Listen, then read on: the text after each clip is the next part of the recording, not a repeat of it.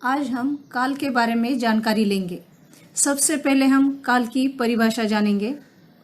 क्रिया के जिस रूप से क्रिया के होने के समय का बोध होता है उसे काल कहते हैं। काल का अर्थ है समय।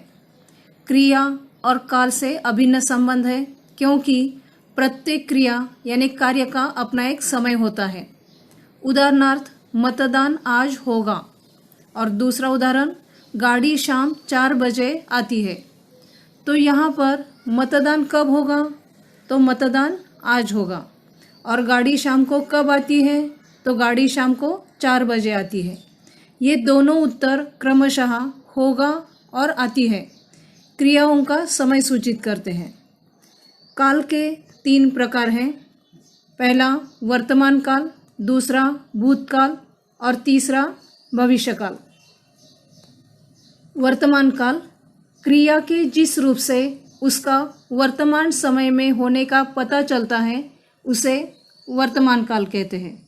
उदाहरणार्थ, मैं फल खाता हूँ, दूसरा मैं फल खा रहा हूँ, और तीसरा मैंने फल खाया है या मैं फल खा चुका हूँ, ऐसा भी हम कह सकते हैं। इन उदाहरणों से पता चलता है कि क्रिया अभी हो रही है या अभी वर्तमान काल में ही पूर्ण हुई है। वर्तमान काल के 3 प्रकार हैं। पहला सामान्य वर्तमान काल, दूसरा अपूर्ण वर्तमान काल और तीसरा पूर्ण वर्तमान काल। सामान्य वर्तमान काल क्रिया के जिस रूप से यह ज्ञात होता है कि कार्य बोलते या लिखते समय होता है उसे सामान्य वर्तमान काल कहते हैं। इसमें क्रिया के इस रूप से यह पता नहीं चलता कि क्रिया पूर्ण हुई या अपूर्ण रही है। जैसे अनिल घर जाता है, और दूसरा उदाहरण, गाय घास चरती है। तो यहाँ पर आपको ये पता चलेगा कि जो भी क्रिया हो रही है तो वो पूर्ण हुई या अपूर्ण रही है, इसका हमें पता नहीं चल रहा है। सामान्य वर्तमान काल में वाक्य के अंत में लिंग और वचन के अनुसार हूँ और है आता है, और है के पहले वाला शब्द का आखिरी अक्षर भी लिंग और वचन के अनुसार ता, ती, ते रहता है। जैसे पहले उदाहरण में हम देखते हैं, अनिल घर जाता है। तो यहाँ पर अनिल पुल्लिंग है, इसीलिए आगे क्या आया है? जाता है। और दूसरा उदाहरण, गाय घास चरती है। तो यहाँ पर गाय कौन है? स्त्रीलिंग है, तो इसीलिए आगे क्या आया है? चरती है। और वर्तमान काल होने की वजह से दोनों के अंत में है दिखाई देता है। दूसरा है अपूर्ण वर्तमान काल। क्रिया के जिस रूप से यह पता चले कि कार्य वर्तमान काल में शुरू हो गया है और अभी जारी है उसे अपूर्ण वर्तमान काल कहते हैं। उदाहरणार्थ, कपिल खिलौने से खेल रहा है, और दूसरा उदाहरण है, अनीता नृत्य कर रही है। अपूर्ण वर्तमान काल में भी वर्तमान काल होने के कारण वाक्य के अंत में लिंग और वचन के अनुसार हूँ और है आएगा, और उसके पहले वाला शब्द लिंग वचन के अनुसार रहा, रही, रहे आएगा। तो जैसे यहाँ पर पहले उदाहरण में हम देखते हैं, कपिल खिलौने से खेल रहा है। तो यहाँ पर कपिल कौन है? पुल्लिंग है, इसीलिए क्या आया है? रहा। और दूसरा, अनीता नृत्य कर रही है। यहाँ पर अनीता कौन है? स्त्रीलिंग है, इसीलिए आगे क्या आया है? रही आया है। तीसरा है पूर्ण वर्तमान काल। क्रिया के जिस रूप से यह बोध होता है कि वर्तमान समय में कार्य समाप्त हो गया है उसे पूर्ण वर्तमान काल कहते हैं। उदाहरणार्थ, तुम्हारा पत्र आया है, और दूसरा उदाहरण, सरिता ने किताब पढ़ी है। पूर्ण वर्तमान काल में क्रिया के अंत में आ है, या है, ई है, ए है लगा रहता है। जैसे पहले उदाहरण में तुम्हारा पत्र आया है, तो यहाँ पर आया का या आया हुआ आपको दिखाई देता है। और दूसरा, सरिता ने किताब पढ़ी है, तो यहाँ पर सरिता स्त्रीलिंग है, इसके लिए आगे क्या आया है? पढ़ी, ई आया हुआ हमें दिखाई देता है। और अंत में वर्तमान काल होने की वजह से लिंग और वचन के अनुसार है या हूँ आया हुआ आपको दिखाई देता है। अगला प्रकार है भूतकाल। क्रिया के जिस रूप से बीते हुए समय का बोध होता हो उसे भूतकाल कहते हैं। उदाहरणार्थ, श्याम ने गीत गाया, दूसरा श्याम गीत गा रहा था और तीसरा श्याम ने गीत गाया था। इन तीनों वाक्यों में क्रिया के बीते हुए समय का पता चलता है। भूतकाल के 3 प्रकार हैं। पहला सामान्य भूतकाल, दूसरा अपूर्ण भूतकाल और तीसरा पूर्ण भूतकाल। सामान्य भूतकाल क्रिया के जिस रूप से यह बोध होता है कि कार्य बोलते या लिखते समय समाप्त हो गया है, उसे सामान्य भूतकाल कहते हैं। इसमें क्रिया से यह पता नहीं चलता कि क्रिया पूर्ण हुई या अपूर्ण रही है। उदाहरणार्थ, राम ने रावण को मारा और दूसरा उदाहरण, रुचि कक्षा में प्रथम आई।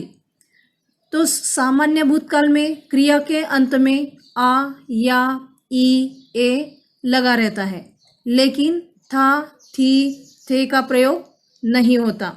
जैसे यहाँ पर आपने देखा है उदाहरण में, राम ने रावण को मारा, तो अंत में क्या आया है? मारा, आ आया हुआ आपको दिखाई देता है। और दूसरे उदाहरण में, रुचि कक्षा में प्रथम आई, तो यहाँ पर आई का ई आपको दिखाई देगा। अपूर्ण भूतकाल क्रिया के जिस रूप से यह बोध होता है कि क्रिया भूतकाल में ही हो रही थी, उसे अपूर्ण भूतकाल कहते हैं। उदाहरणार्थ, हम गांव जा रहे थे और दूसरा, नीता मेरे घर आ रही थी। इस काल में क्रिया के अंत में लिंग और वचन के अनुसार रहा था, रही थी, रहे थे ये शब्द लगे हुए आपको दिखाई देंगे। तीसरा है पूर्ण भूतकाल। क्रिया के जिस रूप से यह बोध होता है कि क्रिया बहुत पहले समाप्त हो चुकी है, उसे पूर्ण भूतकाल कहते हैं। उदाहरणार्थ, मैंने छुट्टी मांगी थी और दूसरा उदाहरण, वह पैसे लाया था। तो इस काल में क्रिया के अंत में आ, या, ई, ए के साथ लिंग और वचन के अनुसार था, थी, थे लगता है। जैसे यहाँ पर आपने देखा है पहले उदाहरण में, मैंने छुट्टी मांगी थी, तो मांगी का ई आया है और अंत में थी आपको दिखाई देता है। वैसे ही दूसरे उदाहरण में, वह पैसे लाया था, तो यहाँ पर लाया का या दिखाई देता है और अंत में था शब्द भी भूतकाल होने की वजह से आपको दिखाई देता है। अगला प्रकार है भविष्यकाल। क्रिया के जिस रूप से क्रियाएं आने वाले समय में होने का बोध कराएं, उसे भविष्यकाल कहते हैं। उदाहरणार्थ, बालक विद्यालय जाएगा, दूसरा उदाहरण, माली पौधों में पानी देगा। तो इस उदाहरण से पता चलता है कि कार्य का होना अभी बाकी है, अर्थात आने वाले समय में कार्य पूरा होगा। भविष्यकाल के 3 प्रकार हैं। पहला सामान्य भविष्यकाल, दूसरा संभाव्य भविष्यकाल और तीसरा हेतु मद भविष्यकाल। सामान्य भविष्यकाल जिस क्रिया से यह सूचित होता है कि क्रिया भविष्य में एक या अनेक बार होगी, उसे सामान्य भविष्यकाल कहते हैं। उदाहरणार्थ, सुरेश आम खाएगा और दूसरा उदाहरण, रीमा गाना गाएगी।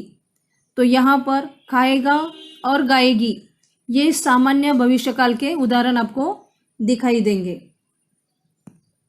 संभाव्य भविष्यकाल क्रिया के जिस रूप से क्रिया का भविष्य में होने की संभावना या संदेह हो, उसे संभाव्य भविष्यकाल कहते हैं।